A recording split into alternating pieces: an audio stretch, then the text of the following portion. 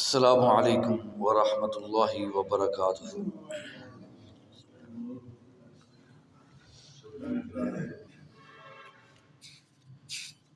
ان الحمد للہ نحمده ونستعینه ونستغفره ونعوذ باللہ من شرور انفسنا ومن سیئات اعمالنا، من يهده الله فلا مضل له ومن يضلل فلا هادي له، وأشهد أن لا إله إلا الله وحده لا شريك له، وأشهد أن محمدا عبده ورسوله۔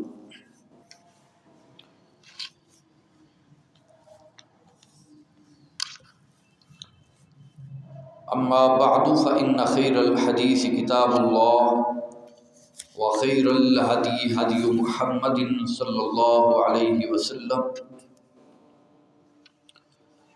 وشر الأمور محدثاتها وكل محدثة بدعة وكل بدعة ضلالة وكل ضلالة في النار۔ يا أيها الذين آمنوا اتقوا الله حق تقاته ولا تموتن إلا وأنتم مسلمون۔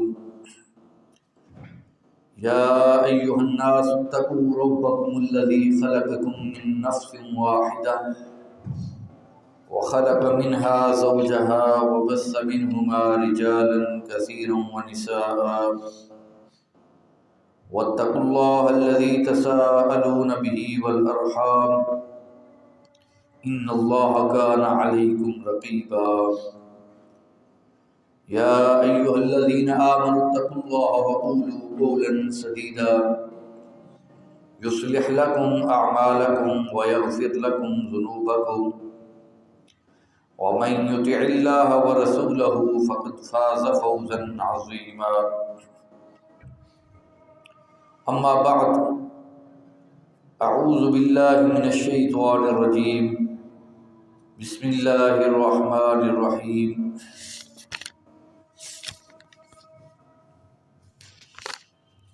لقد كان لكم في رسول الله أسوة حسنة۔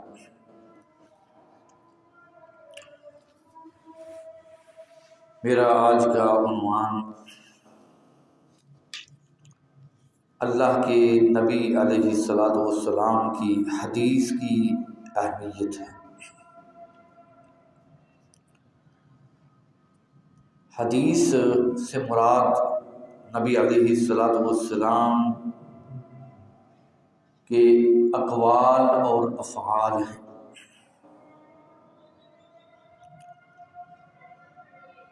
اور اسی طرح اگر نبی علیہ السلام کسی کام پر خاموش رہے یا نبی علیہ السلام کے خصائل ہیں تو وہ بھی حدیث میں شمار ہیں۔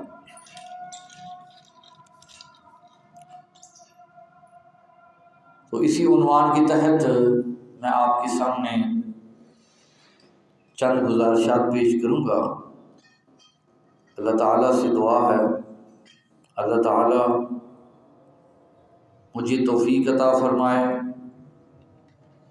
کہ میں حق سچ بیان کروں، اور اگر مجھ سے کچھ لغزش ہو جائے تو اللہ تعالیٰ مجھے معاف فرمائے، اور جو کچھ میں بیان کروں اللہ تعالیٰ اس پر مجھے اور آپ کو عمل کی توفیق عطا فرمائے، آمین۔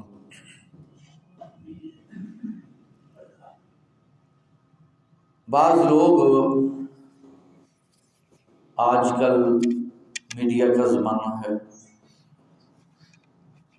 تو وہ کہتے ہیں کہ حدیث کی کوئی خاص اہمیت نہیں، قرآن کی تو اہمیت ہے، اور قرآن کو بدلا بھی نہیں جا سکتا، اور یہ محفوظ ہے، جبکہ اس کے مقابلے میں حدیث کی کوئی خاص ضرورت بھی نہیں ہے اور اس کی کوئی خاص اہمیت بھی نہیں۔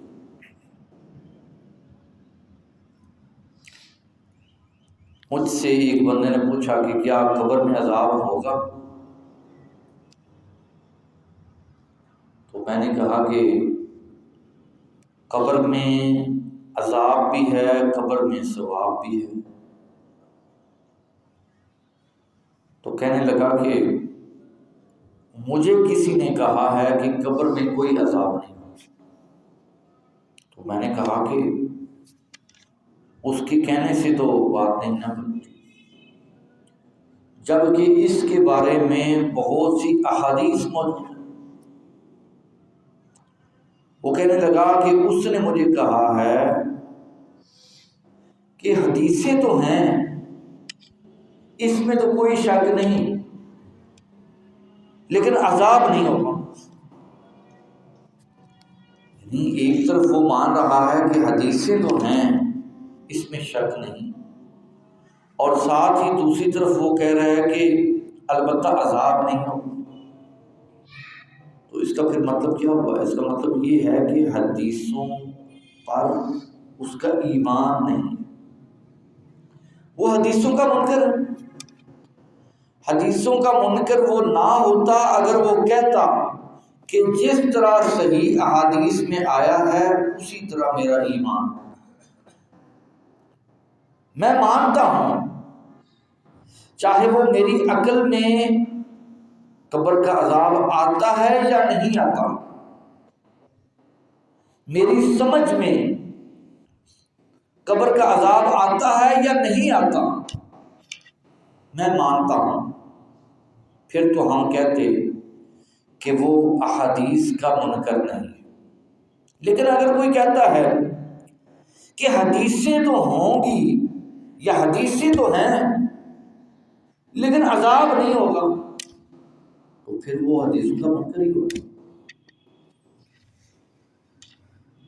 یہ لوگ ہیں جو ٹی وی پر بیٹھ کر امت کو گمراہ کرنے کی کوشش کر رہے ہیں، خود بھی گمراہ ہیں۔ دنیا ٹی وی میں ایک پروگرام لگتا ہے علم و حکمت، اس میں ایک نام نہاد اسکالر ہیں جاوید احمد غامدی، وہ منکر حدیث ہیں،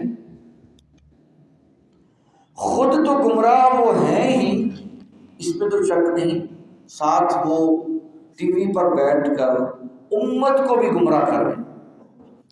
ان کے مطابق حدیثوں کی اہمیت نہیں ہے، وہ کہتے ہیں کہ سارا کچھ قرآن کے اندر سے مل سکتا ہے۔ حدیثیں بعد میں لوگوں نے جمع کی، بعد میں انہوں نے اکٹھی کی، لہذا حدیثوں کی دین کے اندر کوئی خاص اہمیت نہیں، ان کے بغیر بھی دین مکمل ہی مکمل ہے۔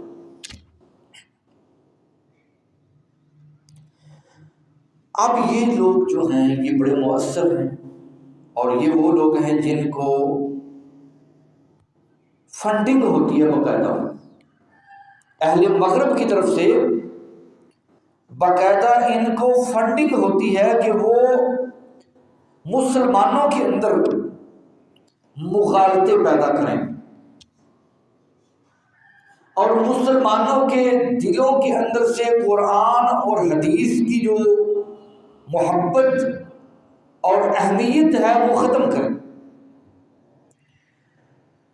تو اس ایجنڈے کے تحت یہ لوگ کام کر رہے ہیں، اور جو میڈیا ہے وہ پھر ان لوگوں کو پروموٹ کرتا ہے، اور پھر ان لوگوں کے پروگرام دیکھ کر ہمارے جو ایسے لوگ ہیں جو ڈھیلا ڈھالا اسلام چاہتے ہیں، ڈھیلا ڈھالا اسلام چاہتے ہیں، وہ پھر بڑی جلدی ان کی باتوں کو ماننا شروع کر دیتے ہیں۔ ڈھیلا ڈالا اسلام کیا ہے؟ وہ یہ ہے کہ ہر مسئلہ اپنی مرضی والا، مثال کے طور پر وہ جوید احمد غامدی صاحب کہتے ہیں کہ عورت سے مصافحات جائز ہے، غیر محرم عورت سے۔ وہ کہتے ہیں کہ سود کی حرمت نہیں ہے۔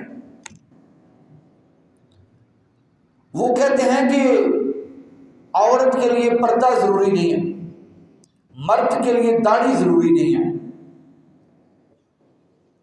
مرد کے لیے ٹخنوں کو ننگا رکھنا ضروری نہیں ہے۔ تو اسی طرح کے وہ بہت زیادہ مسئلے وہ بیان کرتے ہیں۔ تو ایسے ہمارے لوگ جو ہر مسئلے میں نرمی اور آسانی پسند کرتے ہیں، وہ ان کی باتوں پر پھر بڑا لبیک کہتے ہیں۔ اب یہ جو غامدی صاحب ہیں، یہ دلیل کیا دیتے ہیں ایسے مسئلوں کی؟ دلیل ان کے پاس یہ ہے، وہ یہ کہتے ہیں کہ یہ سارا کچھ حدیثوں کے اندر ہے۔ اب سارا کچھ یہ حدیثوں کے اندر ہے، جب یہ حدیثوں کے اندر ہے تو حدیث کی تو اہمیت ہی نہیں خاص ان کے مطابق۔ جب حدیث کی اہمیت نہیں تو پھر اس کا مطلب یہ ہے کہ آپ ان مسئلوں میں نہ پڑیں۔ اب سوال یہ ہے کہ اگر حدیث سے انسان رہنمائی نہ لے، صرف قرآن سے رہنمائی لے، اگرچہ قرآن اللہ کی آخری کتاب ہے، سچی کتاب ہے، لا ریب اور بے عیب کتاب ہے اور محفوظ کتاب ہے، قیامت کی دیواروں تک یہ محفوظ رہے گی۔ انا نحن نزلنا الذکر وانا لہ لحافظون، اس بات میں کوئی شک نہیں کہ اس کے ایک لفظ کو بھی کوئی بدل نہیں سکتا، لیکن اس قرآن کو حدیث کے بغیر سمجھا بھی نہیں جا سکتا۔ حدیث کیا ہے؟ یہ نبی صلی اللہ علیہ وآلہ وسلم کے اقوال اور افعال ہیں۔ اب ان اقوال کو اگر مد نظر نہ رکھا جائے تو اس قرآن کو سمجھنا مشکل ہو جاتا ہے۔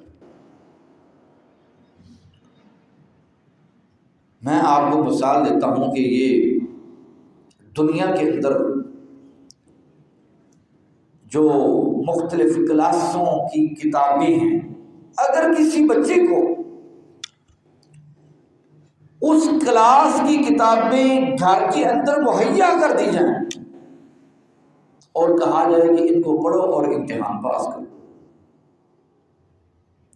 تمہیں کسی استاد کی، کسی معلم کی، کسی مدرس کی، پڑھانے والے کی، کسی یونیورسٹی کی، کسی ادارے کی ضرورت ہی نہیں ہے۔ یہ کتاب ہے تمہارے سامنے، اس کتاب کو خود ہی پڑھو اور امتحان پاس کرو۔ کیا وہ امتحان پاس کر لے گی؟ اب قرآن ہمارے پاس موجود تو ہے اور بالکل اصلی حالت میں محفوظ اور موجود ہے، اور ہمیں غامدی صاحب اگر کہیں کہ قرآن موجود ہے، اس قرآن کو خود ہی پڑھو، خود ہی سمجھو اور اس زندگی کے امتحان سے پاس ہو جاؤ، کامیاب ہو جاؤ، تو ہم نہیں کامیاب اس وقت تک ہو سکتے جب تک صاحب قرآن کی جو تشریح ہے، جس پر قرآن نازل ہوا، جس نے قرآن سمجھانا تھا، جب تک ہم اس معلم، بلکہ معلم اعظم، معلم انسانیت کی جو تشریحات ہیں، جو احادیث ہیں، جو ان کے اقوال، افعال و اعمال ہیں، ان ہم کے جو فرمودات ہیں جب تک ہم ان کو مد نظر نہ رکھیں اس وقت تک ہمیں اس کتاب کی سمجھ نہیں آ سکتی۔ ورنہ تو یہ دنیا کے اندر جو لاکھوں کروڑوں اربوں پیسہ خرچ ہوتا ہے یونیورسٹیوں میں، اساتذہ کی تنخواہوں میں، وہ پھر سارا بیکار ہی ہے۔ اگر اساتذہ کی ضرورت نہیں ہے، اگر معلمین اور مدرسین کی ضرورت نہیں ہے، تو پھر ہر کوئی بچہ جو ہے وہ گھر میں بیٹھ کر اپنا ساری کتابیں پڑھ لے اور عالم بن۔ تو بالکل اسی طرح قرآن کو سمجھنے کے لیے صاحب قرآن کی احادیث کو سمجھنا ضروری ہے۔ مثال کے طور پر قرآن میں کہا کیا لَقَدْ كَانَ لَكُمْ فِي رَسُولِ اللَّهِ أُسْوَةٌ حَسَنَةٌ، تمہارے لیے اللہ کے رسول صلی اللہ علیہ وسلم کی زندگی میں بہترین نمونہ ہے۔ اب وہ نمونہ کہاں سے ملے گا؟ قرآن نے تو یہ کہہ دیا کہ رسول صلی اللہ علیہ وسلم کی زندگی میں تمہارے لیے نمونہ ہے۔ جس طرح رسول علیہ السلام نے زندگی گزاری اسی طرح تم بھی زندگی گزارو۔ اب رسول علیہ السلام کی جو زندگی ہے وہ قرآن میں کہاں لکھی ہوئی ہے؟ کس صورت میں آیا ہے کہ رسول اللہ صلی اللہ علیہ وسلم نماز اس طرح پڑھتے تھے، سفر اس طرح کرتے تھے؟ کسی بھی صورت کے اندر نبی علیہ السلام کے جو روزمرہ کے معمولات ہیں وہ درج نہیں ہیں۔ وہ کہاں سے ملیں گے؟ کیا قرآن سے ملیں گے؟ وہ جو نمونہ ہے رسول صلی اللہ علیہ وسلم کی زندگی کا جو نمونہ ہے، جس نمونے کو ہم نے فالو کرنا ہے، جس نمونے کے مطابق ہم نے زندگی گزارنی ہے، کیا وہ نمونہ قرآن کے اندر ہے؟ بولو کہاں ہے وہ احادیث کے اندر ہے۔ احادیث میں نبی کا اٹھنا بیٹھنا چلنا پھرنا، شب و روز، لیل و نہار، آپ کا قیام، آپ کا رکوع، آپ کا سجدہ، آپ کی نماز، آپ کا روزہ، آپ کی زکوٰۃ، آپ کا حج، آپ کا جہاد، زندگی کی ساری سرگرمیاں وہ احادیث کی کتابوں میں ہیں۔ اور اگر کوئی بندہ کہے احادیث کی اہمیت ہی نہیں تو پھر وہ نمونہ کیسے تلاش کرے گا؟ وہ کیسے نماز پڑھے گا؟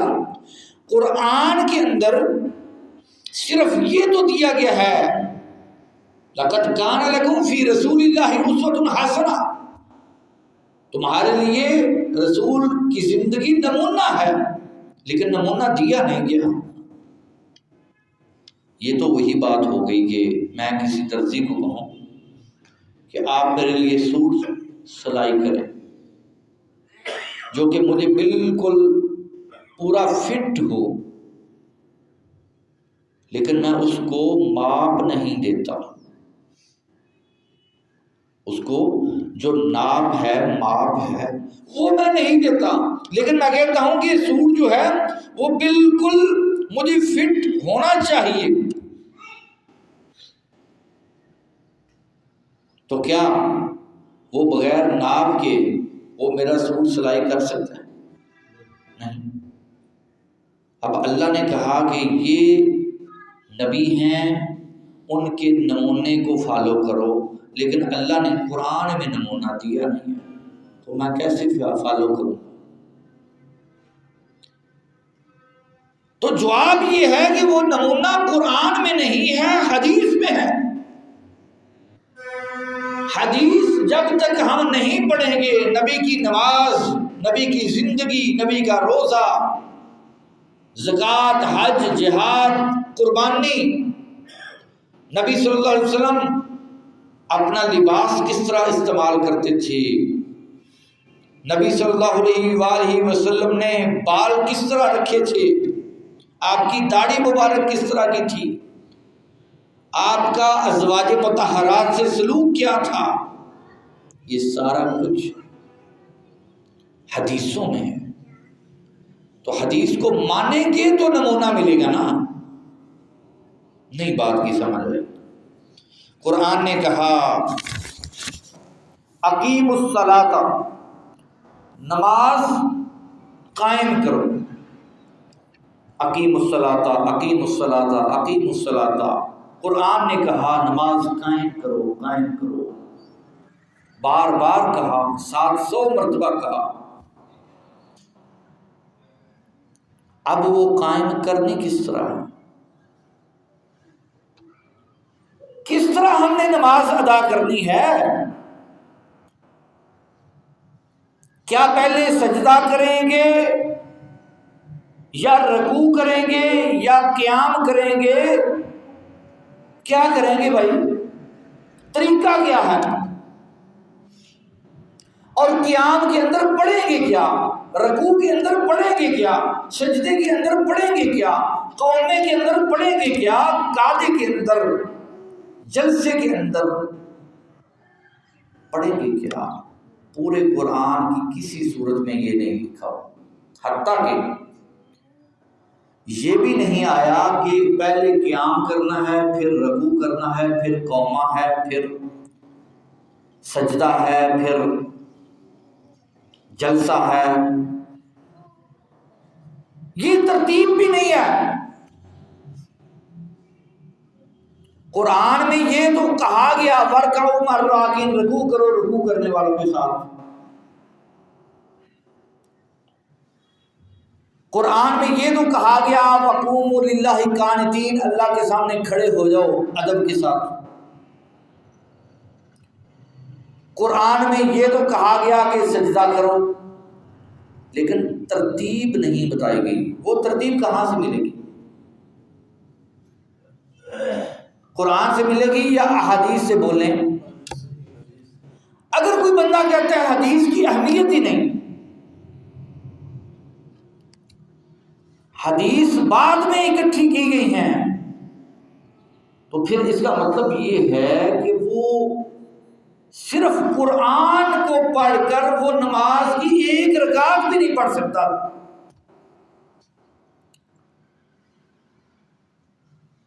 ایک نماز کی ایک رکعت بھی نہیں پڑھ سکتا، بلکہ رکعت کے اندر جو اراکین ہیں وہ بھی پورے نہیں کر سکتا، قیام بھی پورا نہیں کر سکتا۔ قیام کے اندر پڑھنا کیا ہے اس کو تو یہ بھی نہیں پتا۔ کس جگہ پر قرآن میں آیا ہے کہ قیام کے اندر آپ نے یہ چیزیں پڑھنی؟ کسی بھی جگہ پر نہیں ہے۔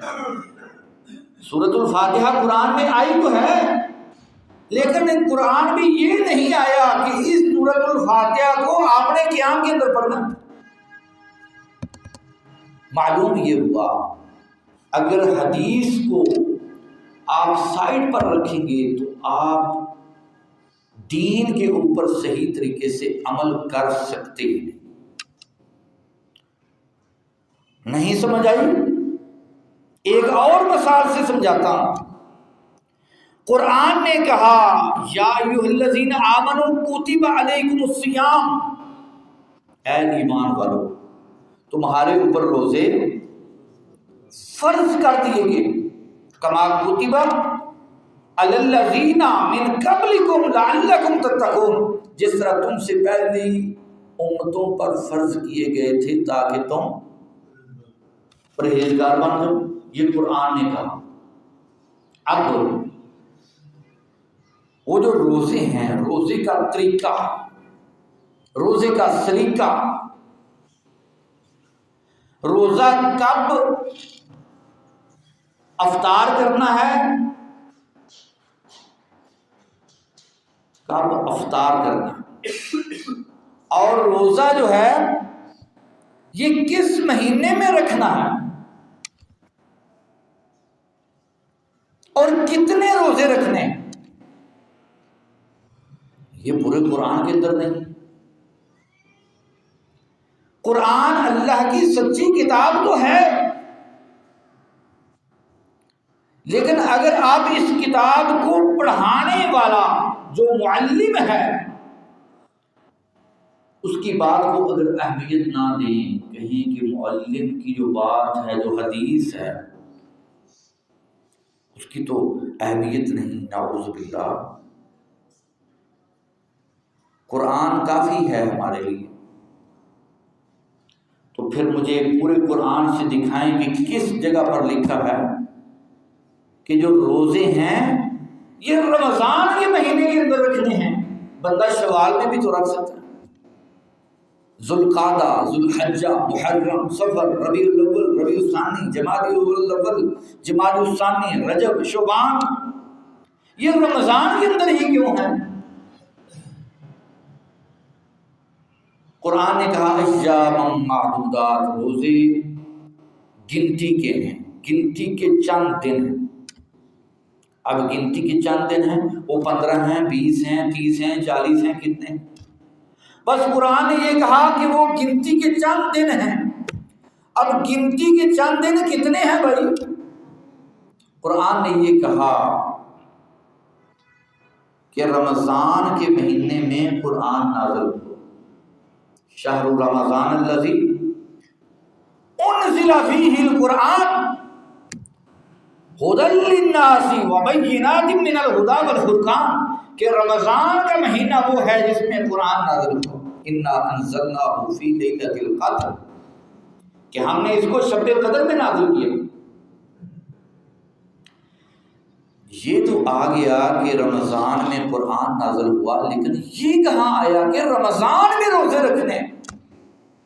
نہیں آیا، اور کوئی دکھا بھی نہیں سکتا۔ جب دکھا نہیں سکتا، رہنا آپ نے قرآن کے اندر ہی ہے۔ حدیث کو تو آپ مانتے نہیں، جو خامدی صاحب جیسے لوگ ہیں منکرین حدیث، حدیث کا انکار کرنے والے اور ٹی وی پر بیٹھ کر امت کو گمراہ کرنے والے،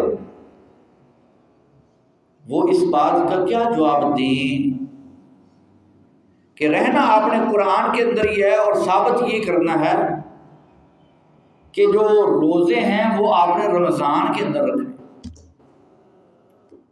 وہ اس بات کو ثابت ہی نہیں کر سکتے۔ جب ثابت نہیں کر سکتے تو اس کا مطلب یہ ہے کہ وہ حدیث کی اہمیت کو پھر مان جائیں۔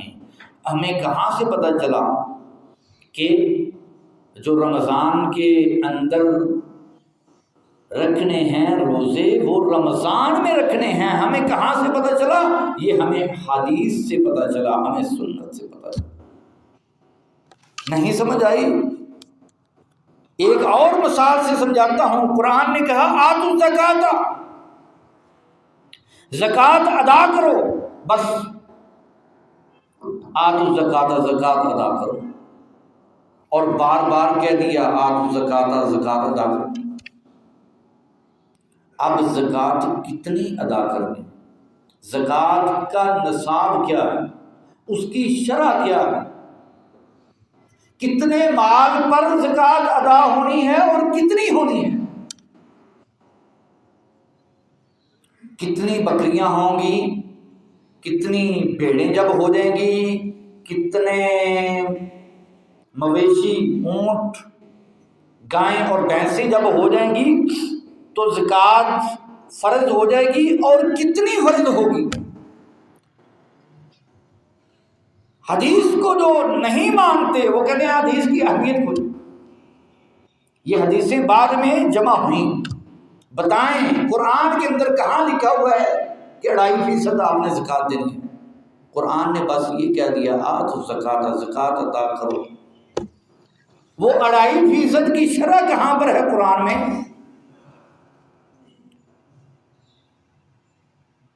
کسی بھی جگہ پر پورے قرآن میں کسی صورت میں، کسی پارے میں، کسی آیت میں یہ نہ نصاب ہے اور نہ شرع ہے۔ وہ کہاں سے ملے گا؟ وہ صاحب قرآن کے فرمان سے ملے گا، وہ محمد رسول اللہ کی حدیث سے ملے گا۔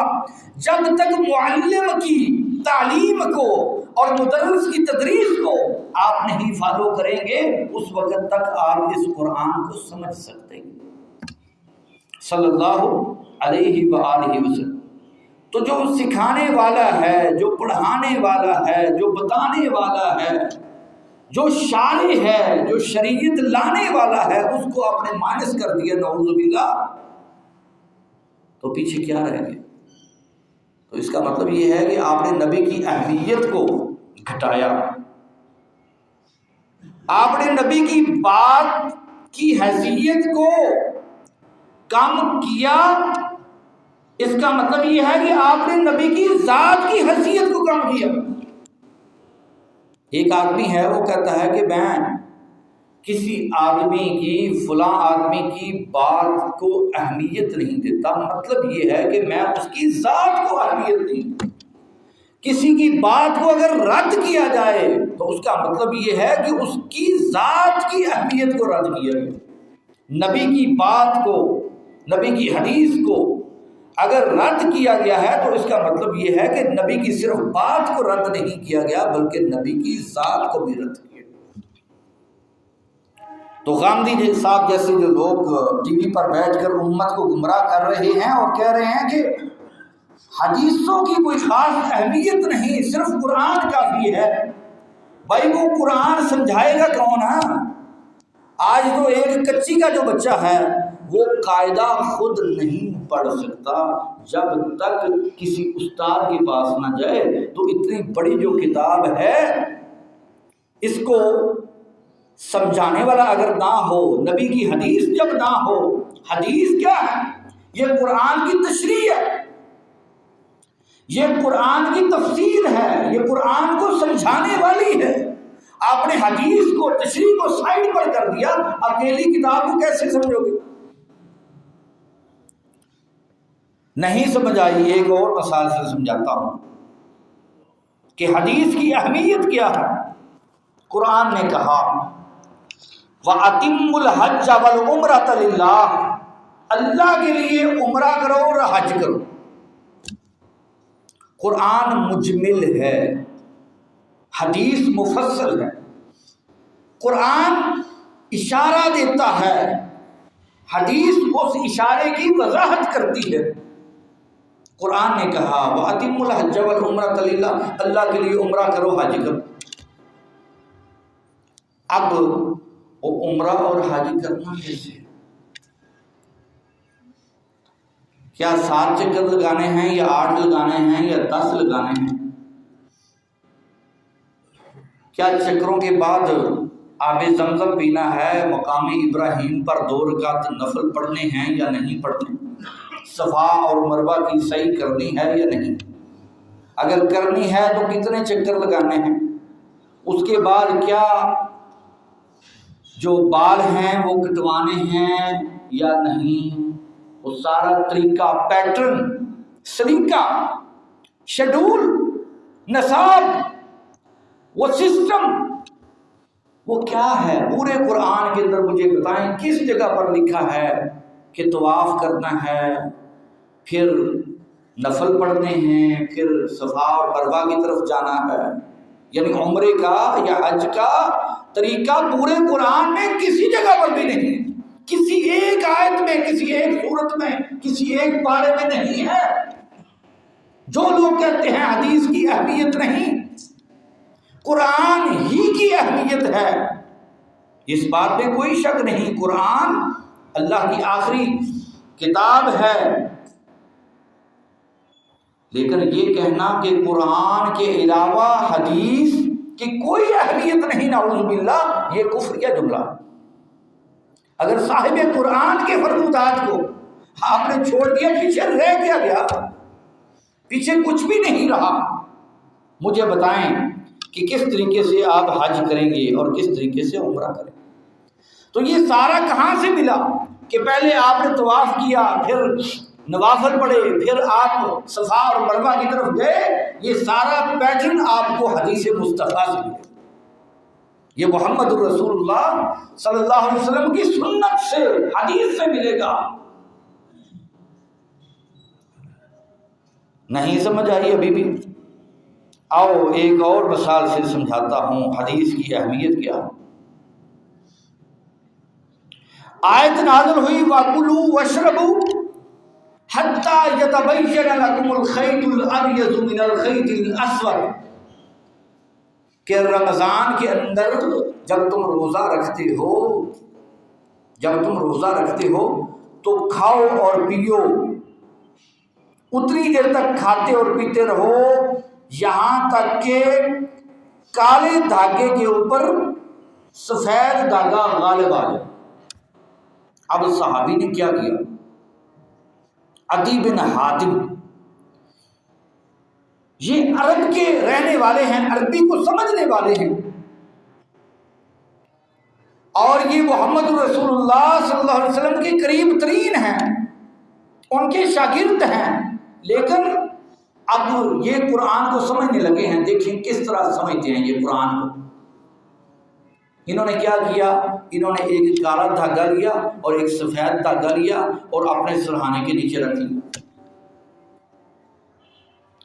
اور رات کو یہ بار بار اٹھ کر یہ دیکھ رہے ہیں کہ کب کالے دھاگے کے اوپر سفید دھاگا غالب آ جائے۔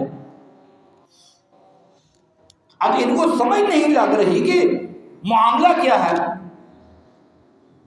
قرآن نے کہا کھاؤ اور پیو یہاں تک کہ کالے دھاگے کے اوپر سفید دھاگا غالب آ جائے۔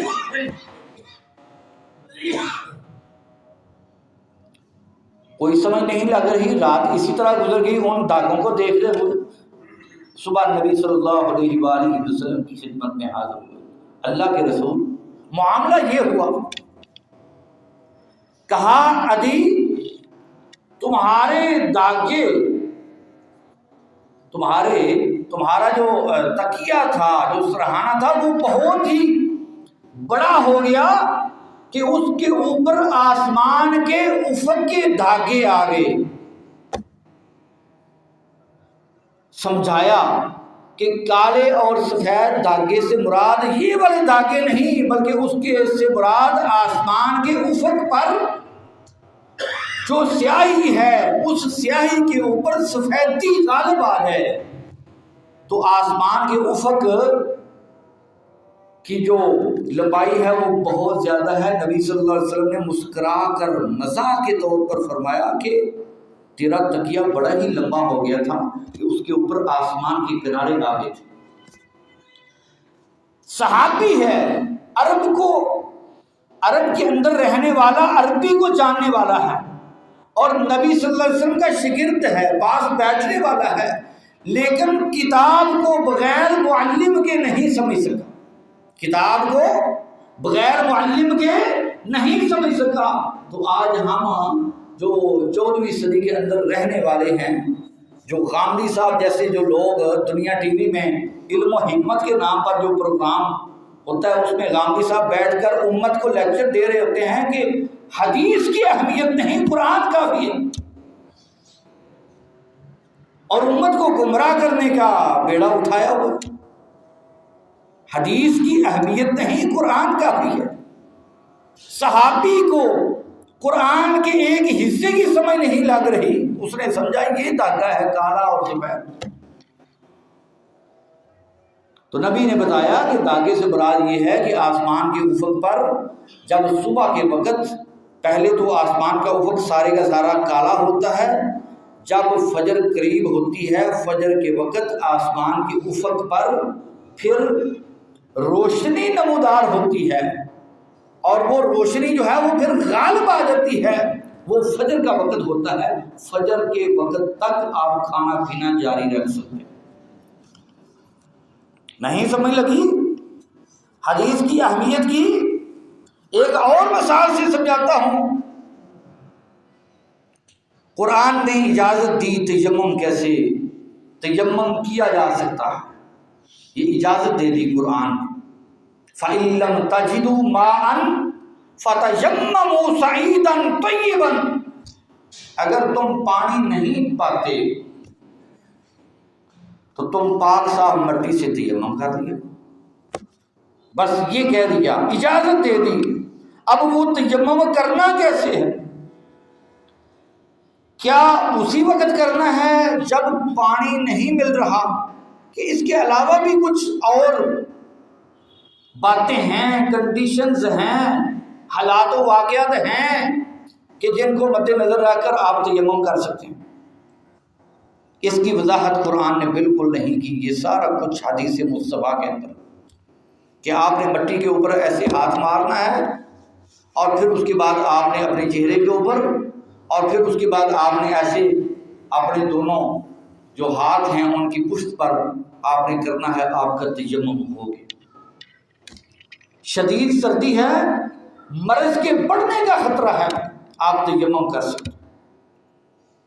حتیٰ کہ اگر آپ کو غسل جنابت کی ضرورت ہے اور موسم اس طرح کا ہے کہ آپ اگر اس وقت غسل کرتے ہیں آپ بیمار ہو سکتے ہیں، آپ کی بیماری میں اضافہ ہو سکتا ہے، آپ کے اندر پانی کی برداشت نہیں ہے، آپ تیمم کر سکتے ہیں. تو یہ کنڈیشنز جو ہیں یہ قرآن نے نہیں بتائیں، یہ حدیث مصطفیٰ نے بتائیں.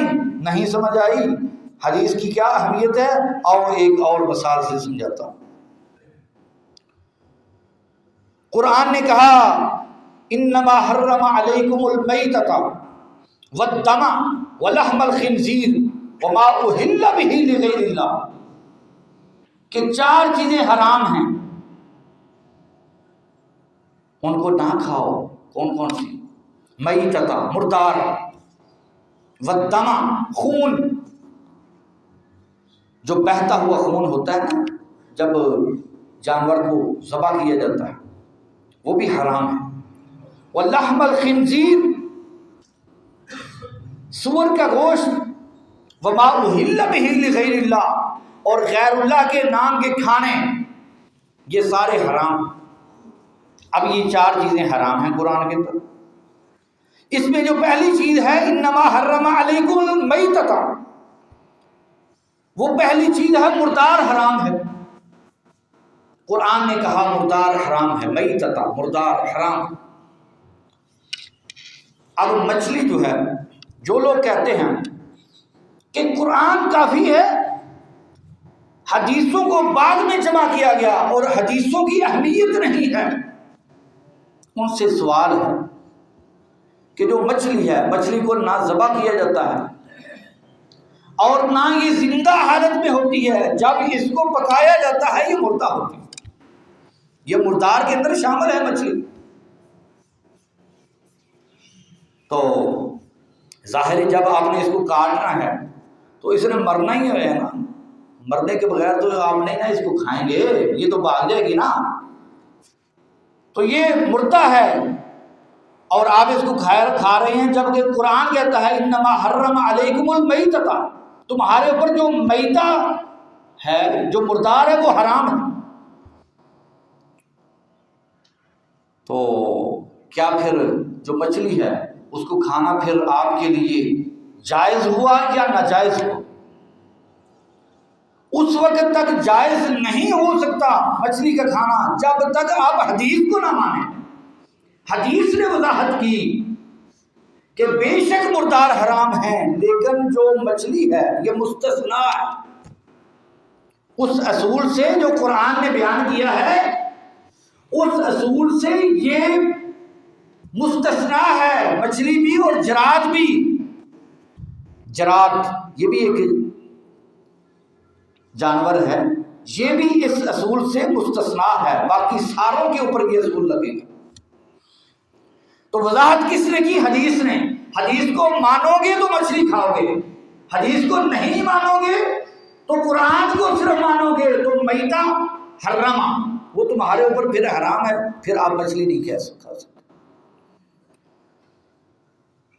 تو اس کے علاوہ قرآن نے 4 چیزیں حرام بیان کی ہیں. ایک اور مثال سمجھاتا ہوں. قرآن نے یہ 4 چیزیں حرام بیان کی ہیں. حرم علیکم المیتۃ والدم، خون، ولحم الخنزیر، خنزیر کا گوشت، وما اہل بہ لغیر اللہ، غیر اللہ کے نام کے کھانے. اب مجھے یہ بتائیں 4 چیزیں تو حرام ہو گئی. ان 4 چیزوں میں پھر قرآن کے مطابق اگر کوئی کہتا ہے کہ قرآن کافی ہے، صاحب قرآن کا فرمان، ضروری نہیں. غامدی صاحب جیسے لوگ وہ کہتے ہیں حدیث ضروری نہیں، نبی کی جو بات ہے یہ بعد میں لوگوں نے اکٹھی کی ہیں احادیث. یہ ٹی وی پر بیٹھ کر امت کو گمراہ کرنے والے کہتے ہیں ان کی اہمیت نہیں. اگر اہمیت نہیں تو ٹھیک ہے، آ جائیں میدان کے اندر. ہمارا سوال ہے 4 چیزیں حرام ہیں: میتۃ والدم، خون، ولحم الخنزیر، خنزیر کا گوشت، وما اہل بہ لغیر اللہ، غیر اللہ کے نام کے کھانے. باقی تو پھر ساری چیزیں حلال ہوگی نا. جب یہ 4 چیزیں حرام ہیں تو پھر باقی ساری چیزیں حلال ہو گئی. اب ان میں کیا ہے؟ ان میں گدھا ہے، باقی چیزوں میں گدھا بھی ہے، ان میں کتا بھی ہے، ان میں بلی بھی ہے، بہت سی چیزیں ہیں، کھائیں. پھر اگر قرآن کا بھی ہے، صاحب قرآن کے فرمان کی اہمیت نہیں، پھر باقی ساری چیزیں کھا کر دکھائیں، پتہ چلے. ان سے کس نے روکا؟ ان سے حدیث نے روکا. حدیث نے واضح کیا، حدیث نے مینشن کیا کہ ہر کچلی والا جو جانور ہے وہ حرام ہے، ہر پنجے کے اندر کھانے والا پرندہ وہ حرام ہے، اور جو گھریلو گدھا ہے وہ حرام ہے. ٹھیک ہے، تو یہ حدیث وضاحت کرے گی تو جانوروں کی حلت اور حرمت واضح ہوگی. اگر حدیث کو آپ مد نظر نہیں رکھیں گے تو آپ کو جانوروں کی حلت اور حرمت واضح نہیں ہوگی.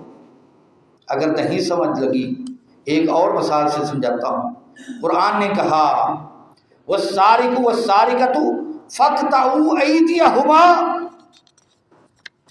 چور جو ہے، چوری کرنے والا مرد یا چوری کرنے والی عورت، فاقطعوا ایدیہما، ان دونوں کے ہاتھ کاٹ دو.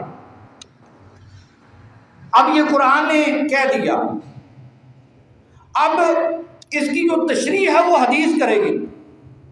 عربی کے اندر ہاتھ جو ہے یہ انگلی کے ناخن سے لے کر بغل تک کا جتنا بھی درمیانی حصہ ہے اس سارے کو ہاتھ کہتے ہیں.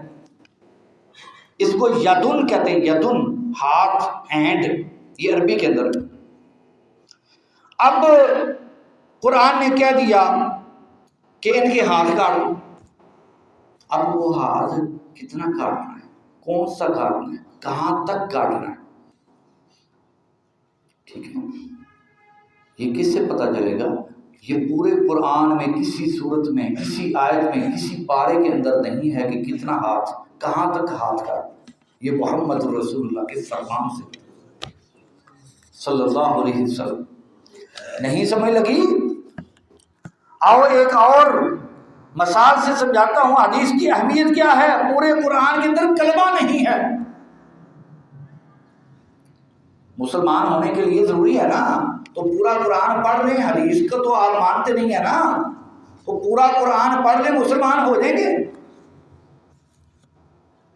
پورے قرآن کے اندر اذان نہیں ہے. لوگوں کو مسجد میں بلانے کے لیے، نماز کے لیے اذان تو ضروری ہے نا. تو پورے قرآن کے اندر کہاں پر، کس سورت میں، کس آیت میں اذان ہے؟ کہیں بھی نہیں ہے. کہاں سے ملے گی؟ محمد کی حدیث سے. جب تک محمد کی حدیث کو سینے سے نہیں لگائیں گے اس وقت تک ایمان، اس وقت تک دین، اس وقت تک اسلام، اس وقت تک اسلام مکمل نہیں. صلی اللہ علیہ وسلم فرمایا ترکت فیکم امرین، میں تم میں 2 چیزیں چھوڑ کر جا رہا ہوں. لن تضلوا ما تمسکتم بہما، اس وقت تک تم ہرگز گمراہ نہیں ہوگے جب تک ان دونوں چیزوں کو مضبوطی سے تھامے رکھو گے. کتاب اللہ و سنت رسول ہی، ایک اللہ کی کتاب ہے اور ایک اس کے رسول کی سنت. نہیں سمجھ لگی؟ 1-2 اور مثالیں بیان کر کے اپنی بات ختم کرتا ہوں. یہ موضوع بہت لمبا ہے. منکرین حدیث کا رد اللہ کے فضل و کرم سے ایسا کیا ہے کہ قیامت کی دیواروں تک کوئی جواب نہیں دے سکتا، بول نہیں سکتا. کہ تم نے صاحب قرآن کو سائڈ پر رکھ کر قرآن کو خود سمجھنے کی کوشش کی، اتنی بڑی جسارت، یہ کیسے ہو سکتا ہے کہ آپ نے صاحب قرآن کو، اللہ، اس کا مطلب یہ ہے کہ آپ نے اس کی بات کو پس پشت نہیں ڈالا، اس کی ذات کو پس پشت ڈالا۔ جب کسی کی بات کو رد کیا جاتا ہے، اس کی بات کو رد نہیں کیا جاتا اکیلا، بلکہ ساتھ ساتھ اس کی ذات کو بھی رد کیا۔ تو منکرین حدیث کی فہرست سر سید احمد خان سے شروع ہوئی۔ اگر وہ صرف سیاست تک رہتے کہ یہ انگریزی سیکھو، ٹھیک ہے، ہمیں کوئی اعتراض نہیں تھا، ملازمتیں حاصل کرو، ٹھیک ہے۔ اعتراض اس وقت ہوا جب سر سید احمد خان نے مذہب کے میدان میں قدم رکھ دیا۔ اب ایک آدمی ہے، وہ مکینک ہے، ٹھیک ہے، تو وہ کہتا ہے کہ میں وکالت شروع کر دوں، تو یہ تو غلط ہے۔ جس کا کام اسی کے ساتھ، آپ کے اندر اگر معلومات نہیں ہیں چیزوں کی تو آپ دوسری فیلڈ میں دخل نہ دیں۔ جب پتہ نہیں ہے تو انہوں نے کیا کیا، بیسیکلی وہ سیاسی آدمی تھے اور مسلمانوں کے لیے انہوں نے چلو اچھے کام سوچے ہوں گے۔ وہ علی گڑھ کا جو ادارہ ہے وہ بنایا، مسلمانوں کو کہا کہ جی آپ انگریزی تعلیم حاصل کریں اور جناب آپ ملازمتیں حاصل کریں، وہ ایک الگ بات ہے، سیاست کی حد تک ایک الگ بات ہے۔ لیکن انہوں نے کیا کیا، سر سید احمد خان نے، انہوں نے کہا کہ میں معجزات کو نہیں مانتا، معجزات کا انکار کر دیا، معراج کا انکار کر دیا، حتیٰ کہ قرآن کی تفسیر لکھ ڈالی، تفسیر سر سید۔ اس تفسیر میں جہاں جہاں پر نبیوں کے معجزات کا تذکرہ آنا تھا نا، جہاں جہاں پر قرآن میں انبیاء کے معجزات ہیں نا، فَاضْرِبْ بِعَصَاكَ الْحَجَرَ، کہ اے موسیٰ اس پتھر کے اوپر اپنے عصا کو مارو۔ جب مارا فَانْفَجَرَتْ مِنْهُ اثْنَتَا عَشْرَةَ عَيْنًا، تو 12 چشمے پھوٹ پڑے۔ وہ کہتے ہیں کہ ہر مقام پر جہاں پر کسی نبی کا معجزہ ہے انہوں نے تعویلات ایسی کی ہیں، وہ کہتے ہیں کہ یہ کچھ بھی نہیں ہوتا۔ تو جب آپ کسی ایسے میدان میں قدم رکھ دیتے ہیں جس میدان کے بارے میں آپ کو علم نہیں ہے، تو اس کا مطلب یہ ہے کہ آپ نے اس اصول کی خلاف ورزی کی کہ جس کا کام اسی کو ساجے۔ تو یہ جو منکرین حدیث کی جو فہرست ہے یہ لمبی چوڑی ہے، اور یہ سر سید احمد خان، پھر عبداللہ چکڑالوی، پھر اسرم جراج پوری، غلام احمد پرویز، اور چلتے چلاتے آج کل کے زمانے کے اندر غامدی صاحب، جو کہ خود کو بہت بڑا سکالر اور مفکر سمجھتے ہیں، اور ان کی باتوں کا جو لب الباب ہے وہ یہ ہے کہ قرآن کافی ہے، حدیث کی ہے۔ اللہ